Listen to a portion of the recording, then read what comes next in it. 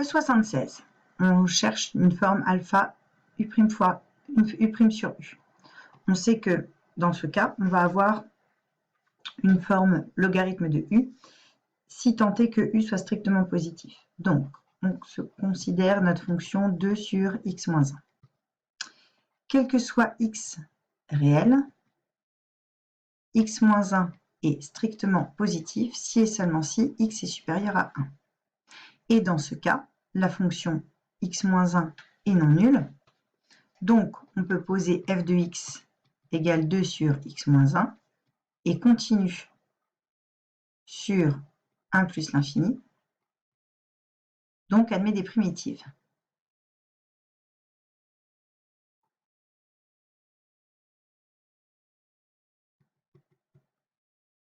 Dans ce cas, f de x va être égal à 2 fois u' de x sur u de x, en posant u de x est égal à x moins 1, et dans ce cas, u' de x est égal à 1. On vient de voir que sur 1 plus l'infini, x moins 1 est strictement positif, donc on vient de dire que ça c'est strictement positif sur 1 plus l'infini. On peut donc définir le logarithme de u de x, donc une primitive de petit f, c'est grand f de x est égal à 2 fois logarithme népérien de u de x, c'est-à-dire de x moins 1. Ce qui donne, je simplifie, ce qui donne pour la question B, f de x égale x moins 2 sur moins x carré plus 4x moins 3. Cette fonction est continue si et seulement si le dénominateur est non nul.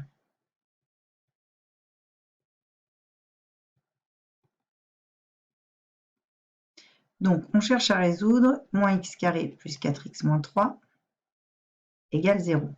Delta est égal à 4 au carré moins 4 fois 1 fois moins 3, ce qui donne 16 moins 12 égale 4, strictement positif. On va avoir deux racines x1 égale moins b, donc moins 4, moins racine de delta, donc moins 2, sur 2a, donc moins 2, ce qui donne moins 6 sur moins 2, 3, et x2 égale moins 4 plus 2 sur moins 2, ce qui donne moins 2 sur moins 2, donc 1. Donc, si on fait le tableau de signes, x moins l'infini à plus l'infini, on a x2 qui vaut 1, x1 qui vaut 3. Le trinôme moins x carré plus 4x moins 3 est du signe de a à l'extérieur des racines, donc moins moins plus. Donc nous, si on pose u de x égale moins x carré plus 4x moins 3, celui-ci est strictement positif si et seulement si x appartient strictement à 1, 3. Donc, notre fonction f de x, elle est continue si et seulement si le dénominateur est non nul, donc elle est continue en particulier sur l'intervalle 1, 3, donc admet des primitives.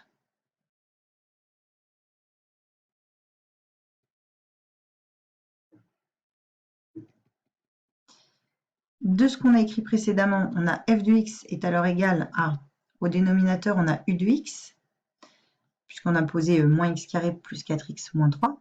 La dérivée de ceci, c'est moins 2x sur x moins 2. Donc, si u de x est égal à moins x carré plus 4x moins 3, u' de x, c'est moins 2x plus 4. Si on compare à x moins 2, ceci c'est égal à x moins 2, facteur de moins 2. Puisque moins 2 fois x, ça fait moins 2x, moins 2 fois moins 2, ça fait plus 4.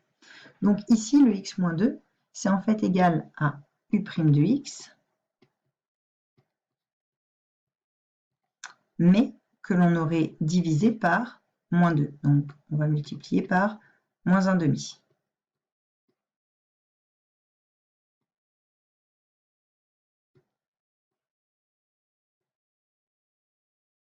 Donc f de x est égal à moins 1 demi de u' de x sur u de x. On a vu précédemment que u de x est strictement positive sur 1, 3.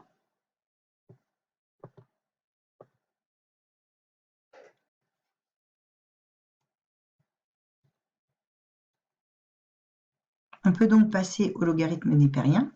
Donc une primitive de petit f et donc grand f de x qui est égal à moins 1 demi ln de u de x, c'est-à-dire moins 1 demi ln de moins x carré plus 4x moins 3.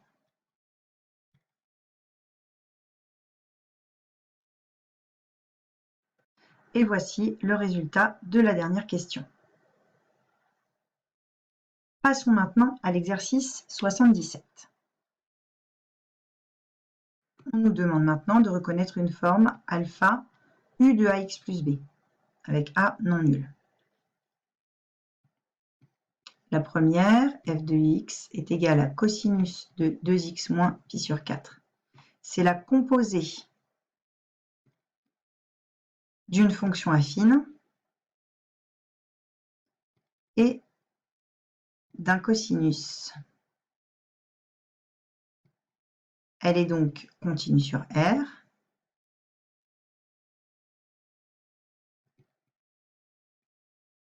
Et admet donc des primitives.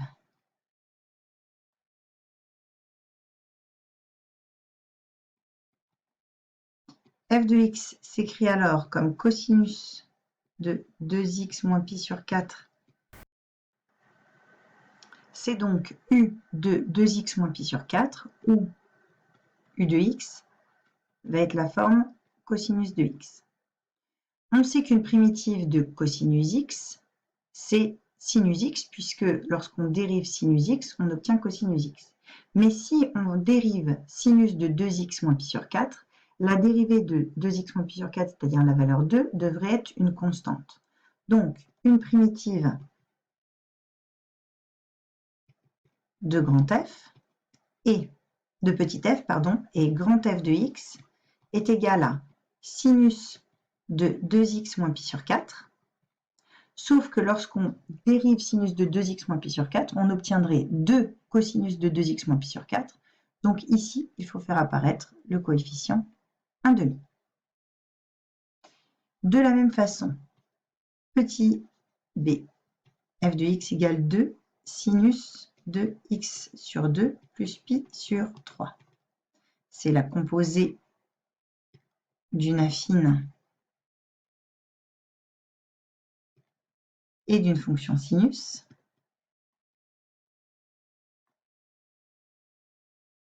Donc, continue sur R.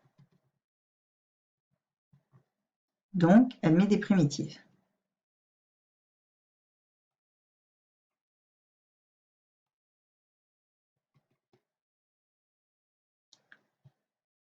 On a donc f de x s'écrit sous la forme 2 sinus de x sur 2 plus pi sur 3, qui est donc 2 u de x sur 2 plus pi sur 3. U de x, ça va être égal au sinus de x. Et la fonction affine est de la forme 1 demi de x plus pi sur 3. À nouveau, une primitive de sinus, c'est moins cosinus, puisque quand on dérive cosinus, on obtient moins sinus. Donc, une primitive de petit f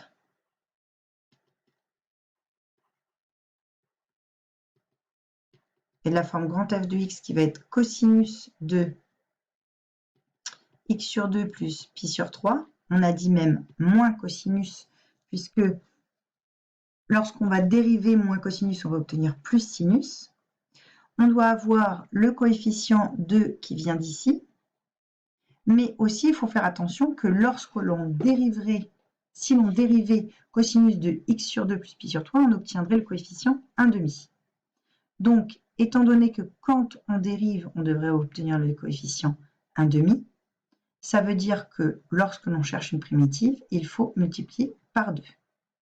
Ce qui nous donne moins par 2 par 2, moins 4, cosinus de x sur 2 plus pi sur 3.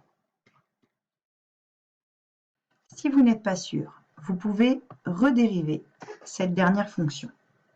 Je vais le faire ici pour une fois, ce qu'on appelle une vérif. On prend la fonction grand F de x, qui est égale à moins 4 cosinus de x sur 2 plus pi sur 3. Donc, dérivable comme composé de fonctions continues.